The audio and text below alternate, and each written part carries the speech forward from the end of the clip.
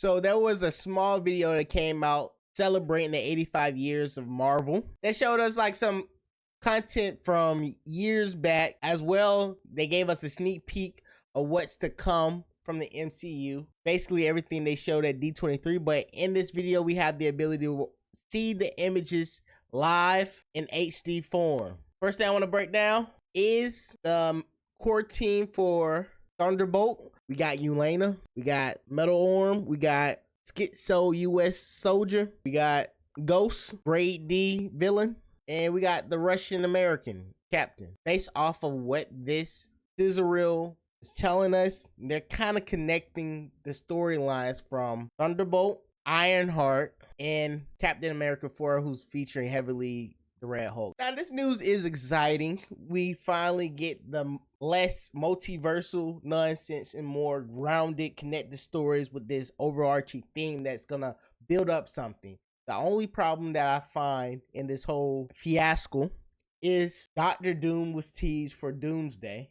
That's a multiversal threat in my head. This connecting story they're doing with the Thunderbolts and Captain 4 and Ironheart, what is that leading us to? Some secret agent team that's gonna go to space or go to another universe to do the job? Like, they still got too much multiversal shenanigans going around in the MCU that kind of throwing the whole balance off of story. Another thing that was also in that scissor reel, but I couldn't find a perfect image, was, you know, Daredevil Born Again, which is a Disney Plus program that's coming out soon. The scissor reel basically showed a little sneak peek of all the D23 projects that was heavily talked about or discussed. I think Marvel probably looked, see what was the highest trending topics out of D23 and just like, let's put that in there for celebrating year 85 of the Marvel brand. Now, in all seriousness, I know they calling them the discounted Avengers, which is pretty hilarious. But when we break down the little shot that we do have in the HD form so we don't get copyrighted, we kind of get the core group. I don't know if this is like, oh, we are a team now, let's kick some butt, but they seem like they got that energy. The only biggest question I have personally, you probably have it too, what the heck is happening with Bucky? He looking like he like out of it, like he was when he was being brainwashed when he was the whole Winter Soldier arc.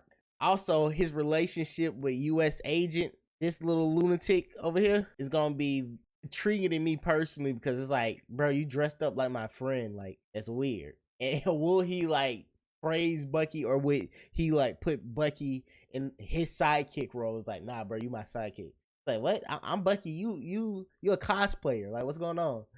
That is like the funniest. Hopefully they got some humor in the Thunderbolts, and hopefully that is like the core of that situation going on. We got daughter and delusional father over here, and then we got Ghost just thrown in the mix, so she probably gonna take the seat of us looking at all this dysfunction around her, which is like appealing.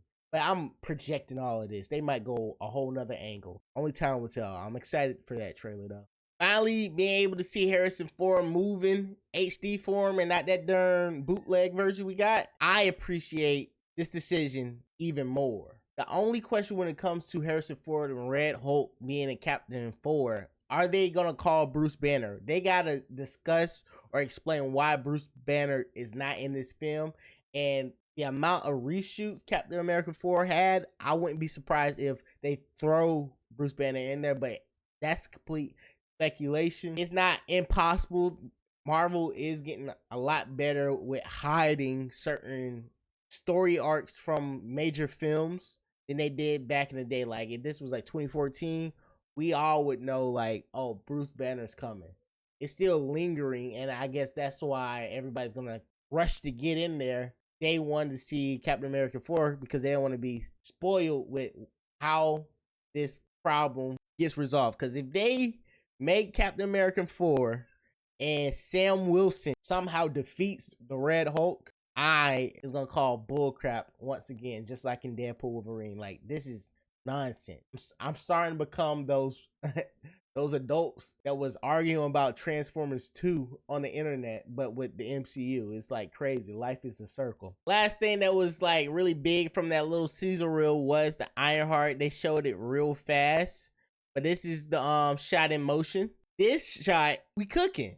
The only problem is, based off the footage that was leaked, her suit not gonna look like that for the most part of the series. It's gonna look like that janky AI version that we got from Black Panther 2. Like, brother, that junk is just trash. I don't know why they did Riri like that. That junk look like Power Rangers. I don't know how they connected that to the Iron Man brand, but it does look like she's gonna get a good upgrade, and it's gonna look like, you know, the authentic Iron Man suit. And I'm not the only one that's missing like that Iron Man suit on the screen. Like, we haven't got anything from that world. They could have gave us, you know, the Iron Patriot or Armor Wars like they promised, and that would have just sufficed my desire to see Robert Downey Jr. coming back. But pretty much after that, it's a done deal. It was, again, a season run. It had a lot of sweet moments of Stan Lee in it, talking to little kids back in the day, giving them the idea of like what Marvel was and what it became through the powers of imagination.